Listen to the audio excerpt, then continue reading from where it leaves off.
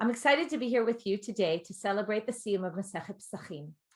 The Siyum coincided with the holiday of Pesach, which was a great coincidence.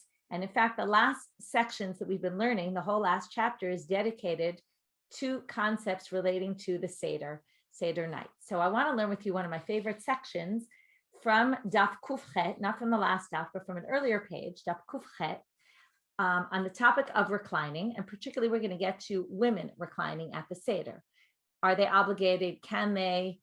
We will see different issues related to that. We're going to start our learning together, and then after that we will do the Siyum from the words on Daf Kuf Chet, from the words Isha Etzel Ba'ala. We recline at the Seder, seems to be for one of two reasons. Either we want to symbolically remember the freedom that they have when they got out of Egypt, and therefore we recline as free people recline. We want to be eating like kings and eating a meal of a free person. And that generally, in the time of the Mishnah, there's a good example of something that no longer is so relevant nowadays, but in the time of the Mishnah, that was very common in the Roman culture, that people would recline as a way, though, the wealthier people, and therefore we all recline.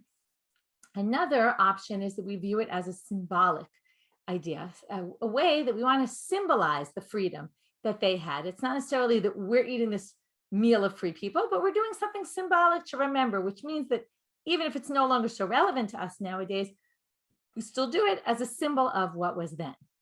So starting to read in the Sugya, Isha etzel ba'ala lo baya haseba. A woman by her husband, if she's in her husband's presence, doesn't need haseba. This word baya in Aramaic is a very important word. Baya means doesn't need. And this is going to be an important word in our Sugya because it's going to come up a lot, either in the root baya or tsarich, needs. And we're going to talk about this as we go on about what the significance of this word is. Here comes the big line. You ready? V'im isha chashuvahi. But if she's an important woman, sricha haseba. If she's important, then she does need to recline. So now we're going to talk about why doesn't she need to recline in the first place? If we look at the standard commentary, we have the Rashbam, and the Rashbam says it's because of a mat ba'ala. She's scared of her husband. Women in those days were a little bit fearful of their husbands. There was a certain relationship between them, at least in certain situations. And there was a little bit of concern that their husband, they were subjugated to their husband. He even says, fufalo, she's subjugated to him, which means that she's not really a free person. Right? She's subjugated to somebody else. She can't experience true freedom. The second opinion, the Rashbam says, in the name of the Rabbi Achai Gaon, he says that lo derech nashim lemizka. It wasn't typical for women to recline. So if we say that what we're trying to do is have a meal as free people, well, women in those days never reclined. So it's not a sign of freedom for a woman. There's actually a sugya that talks about how do you do happiness? How do we rejoice on the holiday? And it's different for men and women. The needs were different. The way they rejoiced were different. Also, apparently, the way they expressed freedom was different. So it's not a relevant issue for a woman. The big nafkamina, the difference, the halacha between the two, as the Rush points out, is that an almana or a gusha, a divorcee or a widow, would then not have a mat ba'ala, so she wouldn't have the fear of anyone else on her, which according to the first reading of the Rashbam, she would recline. According to the second reading, she actually wouldn't recline because no women reclined. What I want to point out here, though, there's a number of other interesting commentaries, and this is something that's typical. I'm using here the Koren edition of the Talmud Bavli, the Noe edition, the Koren Talmud Bavli, which is by the commentary of Rav Steinsaltz, and it says here, one of the things I like about it is they specifically pick up particularly on issues that are women sensitive or otherwise more coming with a more modern eye. There's more of a perspective on those kind of issues. So the notes section is a great section here. And that section really deals with the concept of, it deals with all sorts of extra notes and commentaries that you might not see otherwise that would be of interest. So here, when it comes to Isha Chashuvah, they bring a number of commentaries here. Some commentaries explain that women are not entirely free as they are usually busy with housework. Interesting, right? We all think about ourselves. Erev Pesach, what's the biggest thing on your mind? All the housework and the cleaning and the cooking and the changing everything over and the Seder serving, right? How can you feel like free people when you're serving all those people at your table? So therefore, he says, consequently, they do not engage in overt demonstrations of freedom because they're not really feeling free.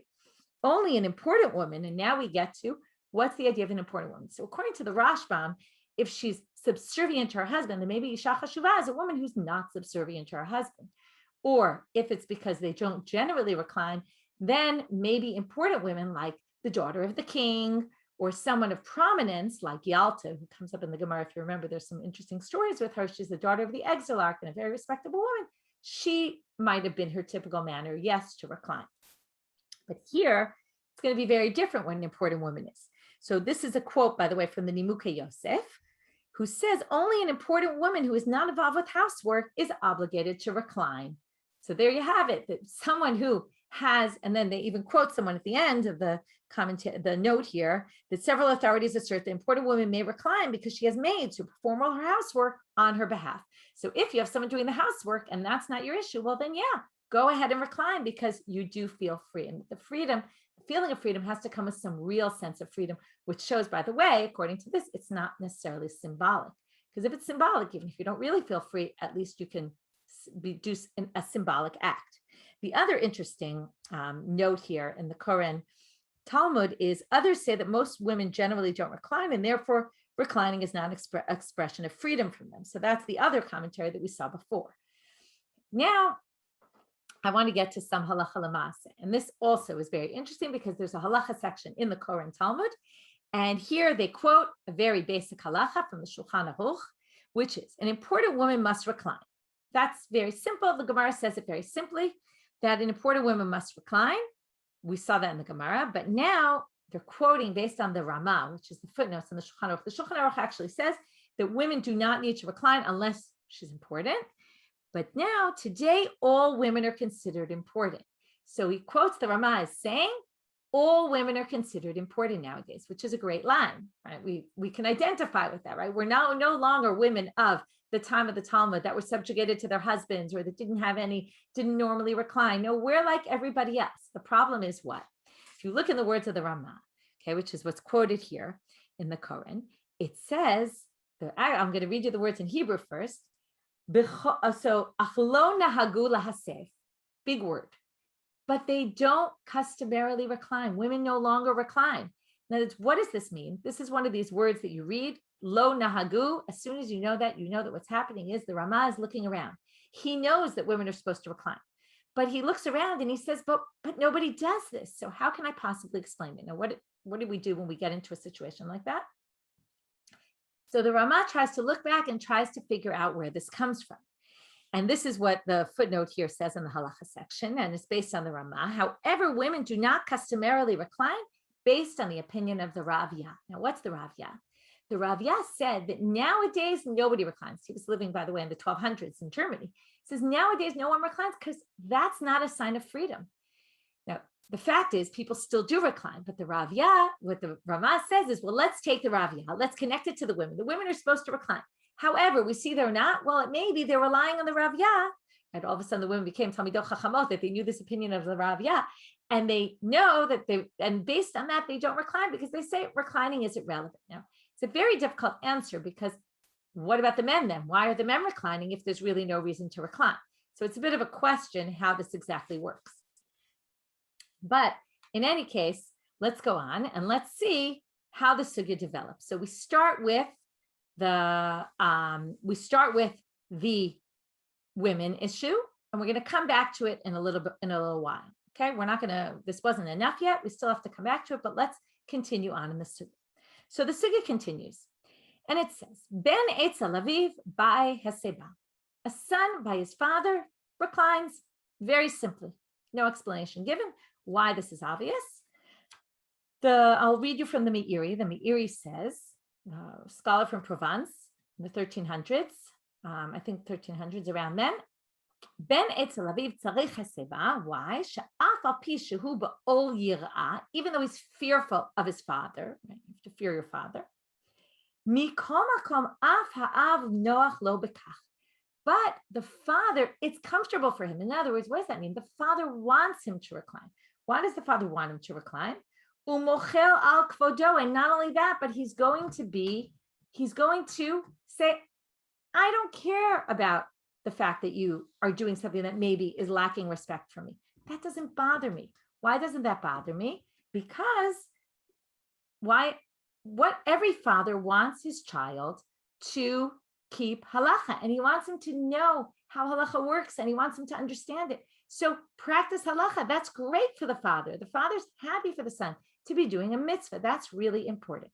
So because of that, it doesn't bother him, right? He's willing to forego his respect. Next, ibayehu. Well, the question is now asked. By the way, this is the same root. Bai, ibaye. Bai means you need, and ibayehu means they needed. They needed to know. They needed an answer. So usually the students ask a question. Talmid etzel rabo mahu. What about a student by his father, his teacher, his Rav? Can you recline in your Rav's house? Tashma. So the Gemara says, well, let's learn from here. We'll tell a story. Rabbi said, Ki havinam be'mal. When I was at Mara's house, Mara's Rabbi, that was his adoptive father. Rabbi lost his parents when he was born. When I was at Rabbi's house, Zaginan abirke dahadade. We didn't have space for everybody to recline on their own, so we all reclined on our friends' knees, okay, one on the other. They didn't have couches for everybody, so they all just reclined on their friends. Ki atinan lebe Rav Yosef. But when I came to Rav Yosef's house, Amarlan, he said to us, Lo tzrachitu, you don't need to. Mora rabcha kemora shamayim. The fear of your rabbi is like the fear of God. What does this mean? Well, this seems to indicate that our fear of your rabbi is like the fear of God, meaning it's disrespectful to do this in front of your rabbi. Now, there's a debate about what exactly happened here. Did Rabbi say, I don't care, it's okay? And then Rav Yosef said, listen, even though he said it's okay, you still don't have to. You can still treat him with respect and not recline, even though he says it's okay. And then you have to really raise this other big question, which is, if he says it's okay, how are you allowed to do it? If you know there's a sugya in Kiddushin that talks about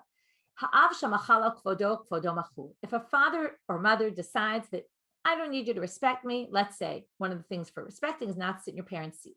Let's say I don't care, right? It doesn't bother me if my kids sit in my seat. So if I don't care, then it's fine. There's no issue of respect if it doesn't bother me. However, Rav Shamachala Kvodo Ein Kvodo Machu. If a rabbi says, I don't care, he doesn't get to do that. He doesn't have that luxury. Why? Because he's not representing himself. A Rav is a representative of Torah, and Torah is a representative of God. And he basically functions as a representative of God. So you can't say, oh, well, I don't care if you respect me or not, because there's nothing to do with him. And therefore, we're going to say there's something wrong with this story. How did they do this? Now, we understand Rav Yosef, who says you can't because you have to fear your rabbi. But notice what Rav Yosef says. Just like we saw before, it doesn't say you can't. This is very important to note in this whole sugya. It never says asul. It's forbidden for a woman to recline in her husband's presence. Never says that. It never says that the students are forbidden. He says lo tzrachitu. You don't have to. That's a very different term. Okay, this is where you do careful textual reading and say there's something that's not clear here, right? Or it's the opposite. You have to say there's something that's very clear. It's you don't need to, and not that you don't have to. Not that you can't. Sorry, confuse my lingo. It's very important the language you choose, and that's why I'm trying to be careful with my language. So now, what do we say here? At this point, we have an issue that I'm putting aside, which is if really a rabbi can't be mochel on his kavod and say it's okay, then what's going on in this story here, right? How did Rabbi allow this to happen? Now, either Rabbi Yosef saying Rabbi made a mistake and he was wrong, and that's possible. But again, then he should have said asur lachem, asur haya, it was forbidden, and not lo tzrachitu, you don't need to. We'll get back to this in another minute. Meitive. Now they bring a contradiction. Im hakol adam mesev va'afilu talmid etzel rabo. Okay, with everyone, a person can recline, even a student with his teacher. Now, this seems to contradict. So either you say there's some other opinion here, which is possible, that a student can recline with his teacher. And then again, we go back to that original question that I asked just before. But here the Gemara is going to give a different answer, which is Kitanya hahu bishulya denagre. So what does this mean? The the case of this Braita, Talmid Eitz Rabbo, when you read the words Talmid and Rabbo, you automatically think of a Torah student with their rabbi. But this says, no, we're talking about a teacher and an apprentice, not a teacher and a rabbi, not a student and a rabbi. So what do you see here? When you're just an apprentice learning with some teacher, a trade, then their level of respect is such that you can still recline. But when it's a student with a rabbi, they're not allowed to. And that's what Rabbi Yosef is saying. Again, still we have the problem that how did they do it in Rabbi's house? So now, what I want to talk about is the sugya in general. So we're done learning the text, and now I want to zoom out and think about what's going on here. If you try to think about this sugya, what's the idea of reclining and why are we doing it, right? To express freedom. What's the problem? There's many people, okay, I'm going to just try to, I want you to envision the situation. Let's say you go to the queen's house, or for all intents and purposes, let's take our sugya, you go to a very prominent rabbi's house. And it's the Seder, and everybody sits and reclines, right? Imagine reclining, you lean back and you go like this. Would you feel comfortable at somebody's house doing that? I don't think so, right? Maybe if you're at your friend's house, someone who's your colleague, yes. But if you're at someone who's in a superior position to you, you're not going to feel very comfortable doing that. So what I want to ask is, what exactly is going on in this sugya? And what is the Gemara and the rabbis trying to get at? And what I think is going on here is that there's a sensitivity of the rabbis to the position, and let's start with women, the position of women in society. Women did not always feel comfortable in front of their husbands. That's why we see a lot of, there were split, the women would be with the women and the men with the men, because the women were comfortable in company of women and the men are comfortable in company of men. And this is something that typified what happened generations ago. And they weren't comfortable reclining in front of their husbands. And what the rabbis are telling you is, well, listen, if you're not comfortable, then you don't need to recline. In other words, normally we're going to assume you need to recline. And this is because Afhana Yuboto Anes, the women were part of the miracle. According to the Tosfot, they were saved also, and therefore need to be part of the mitzvot of the night. Or according to the Rashbam, they were the leaders of the movement. Okay, in Pesach, it's a little trickier. It comes up in Megillah and Hanukkah. Megillah, it's attributed to Esther. The Midrash connects it to the women who encouraged their husbands to have children during the time of the slavery. The men didn't want to have children, and that saved the Jewish people. And because of them, the women were the leaders. Either which way you look at it, women are obligated in the mitzvah. So why all of a sudden are we exempting them? We're exempting them because we realize that this mitzvah is going to be a little complicated. There might be people who are not comfortable with this. Okay? There's a certain perception that women have of themselves in those days particularly, and we'll talk about modern day, right? Which is why it makes sense when the Ramah, now it's interesting, the Ramah is living in the 1500s, before the feminist revolution, and he says, women are all chashuvot. In other words, this is not an issue anymore nowadays, maybe also because people didn't recline. So it wasn't such an issue that there was this discomfort. He has to deal with the fact that he still sees women aren't doing it, but the fact is that it's no longer relevant when he says this issue. And what he's getting at here, and again, the son with his father, again, I'll read you from the footnote in the Koran, it says here, a father generally forgoes the honor due to him from his son, therefore a son may recline even without his father's explicit permission. We can assume that, and now, again, the commentary here is focusing on the father. Now, what I want to do is I want to make a switch in this sugya. I want to say that until now we assumed, right, is the husband going to be upset that his wife is reclining? Is it going to be a lack of respect for him? Is it going to be a lack of respect for the rabbi? Will it be a lack of respect for the father that the son's reclining? So we said, no, the son, right, it's not a lack of respect for the father because the son, he wants the son to recline. It's maybe a lack of respect for the rabbi. And then we have an issue. How did Rabbi allow this? And maybe it's a lack of respect for the husband. But now I want to turn things on their side and say that I don't think the sugya is looking at the rabbi or the husband or the father. I think the sugya is looking at the son, the wife, and the student. How did they feel? A son generally knows that at his father's table, because the father, exactly as the footnote said, because the father generally doesn't care about this kind of thing and prefers the son to do the mitzvah. Therefore, we're going to encourage, right? The son he's not intimidated by this. He knows that that's what his father wants. However, a woman might be more intimidated. We know that women often can get into situations where they might be intimidated by something, particularly talking about women in those days, in front of their husbands. And therefore, the halacha is saying you don't need to. But here comes in the Isha Chashuva. Now, what's an Isha Chashuva? It's a woman who breaks out of that and says, I'm not worried about this. This is a mitzvah. I can do this also. And there's nothing wrong with it at all. Likewise, now let's move to the student and let's show how we see this with the student. Also, a student will not feel comfortable with his rabbi. And what Rabbi Yosef is saying is, listen, I know that Rabbi had you all reclining, but listen, if you're not comfortable with that, and if this makes you uncomfortable to do this at your rabbi's table, you don't have to. So we see a few interesting things here. One is the rabbi's sensitivity to where people are holding and how they might feel. So even though there's a mitzvah to recline, now it's not a mitzvah d'oraita, it's not a Torah law, it's a rabbinic law that instituted that we should recline when we do this as part of expressing our freedom. However, they understood that this mitzvah might not be relevant in all situations, in all people. Some people might be uncomfortable with this, and therefore we're going to exempt them. The second thing I wanted to take from here is apply this to our lives and what's going on now. And particularly in the world of women's learning, that's what I do. I run Hadran, which is a nonprofit, which is promoting women's Talmud study. And I've been teaching Daf Yomi for 8.5 years. And what I've noticed along the way, when I started, there were no podcasts for Daf Yomi by women. There are hundreds of podcasts out there and none of them by a woman. And I decided I was going to not only start teaching a class, but I was going to put it up on the internet so that women all around the world could access it. And in the beginning, it took a long time and women weren't so eager. There were women who were eager, but many didn't really think that Gemara was for them and were, as we put it, intimidated by it. Said, this isn't for me. It's too complicated. It's too difficult. And there's a lot of things that made things change over the last number of years.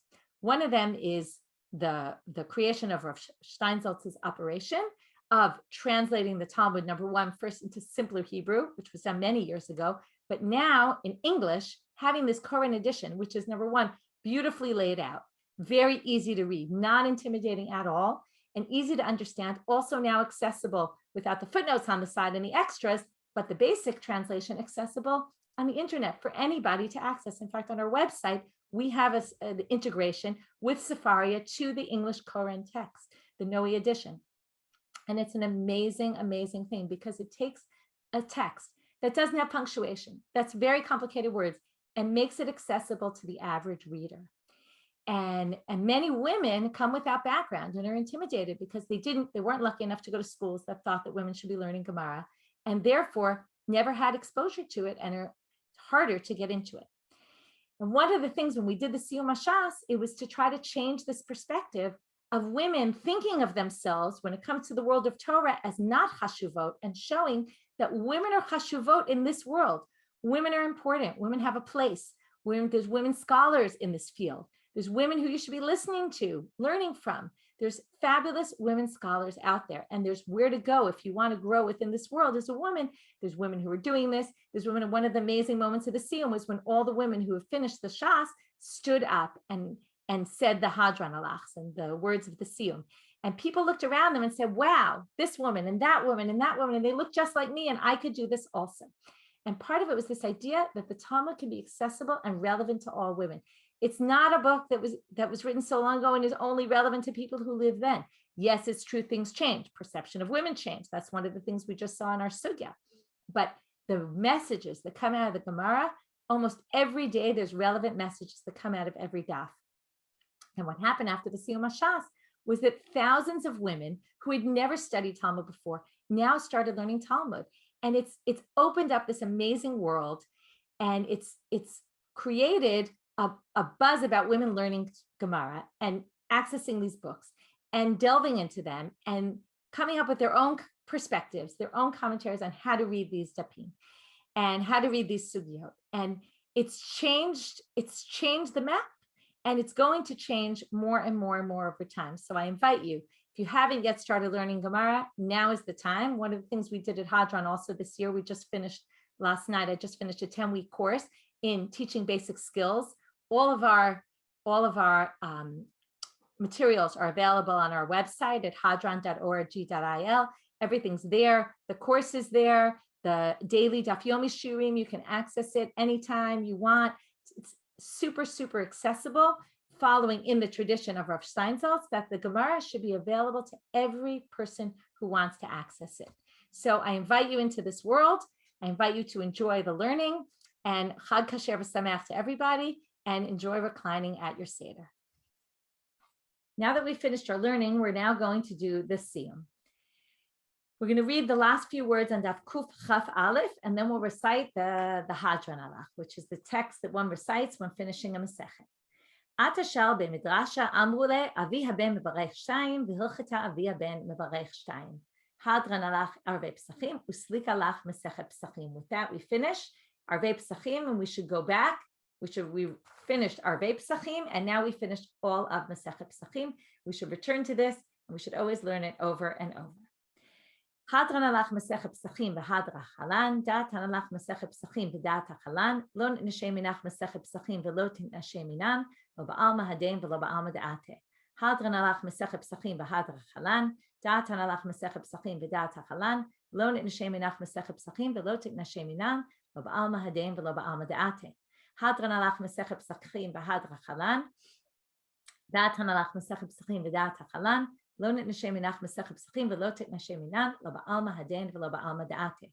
Yehi ratzon fanecha Adonai Eloheinu v'Elahei avotenu shetehei torachatcha u'manutenu ba'olam hazeh. Tehei imanu la'olam haba. Chanina bar Papa, Rami bar Papa, Nachman bar Papa, Achai bar Papa, Abba Meri bar Papa, Rafram bar Papa, Rachish bar Papa, Srucha bar Papa, Ada bar Papa, Daru bar Papa. Ha'arev na Adonai Eloheinu et divrei toratcha b'finu v'pipiot amcha be'Yisrael. ונהיה כולנו, אנחנו וצאצאינו וצאצאי עמך בית ישראל, כולנו יודעי שמך, ולומדי תורתך, מאוהבי תקיימני מצוותיך, כי לעולם היא לי. יהי ליבי תמים בחוקיך, למען לא אבוש, לעולם לא אשכח פיקודך, כי בם חייתני, ברוך אתה אדוני למדני חוקיך, אמן, אמן, אמן, סלע ועד.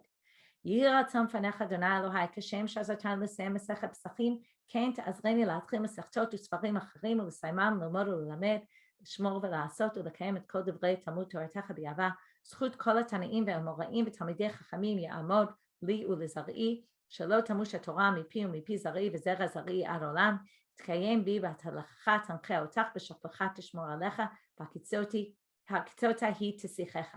כי בי ירבו ימיך ויוסיפו לך שנות חיים, אורך ימים בימינה בשמאלה עושר וכבוד, אדוני עוז לעמו ייתן, אדוני יברך את עמו בשלום. יישר כוח וחג שמח לכולם.